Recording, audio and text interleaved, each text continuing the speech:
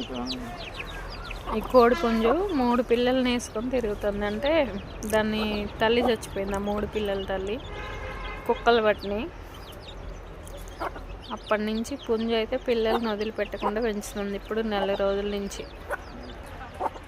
అది తినకుండా వాటికి పెడుతుంది తవ్వి మరి. పిలిచి మరీ పెడుతుంది.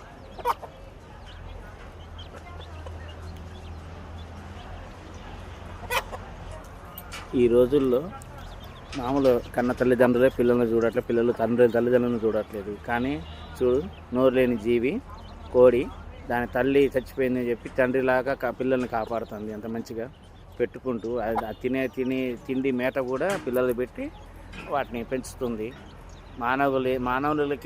మానవులకు కూడా లేని ఆలోచన కోడి పుంజుకి అంత మానవ దృక్పథం ఉంటుంది.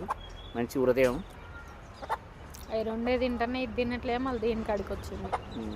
అది అంత మంచి మనసు చెప్పు ఈ కోడి పుంజుకి. ఈ కోడి అయితే దగ్గరికి రాని అట్లా ఆ పిల్లల్ని పొడుస్తుంది. దీనికి 6 పిల్లలు ఉన్నాయి. ఈ 6 పిల్లలలో 3 పిల్లలు మిగిలినాయి. కుక్కలు ఎక్కువైనాయి మిగతా 3 పిల్లల్ని.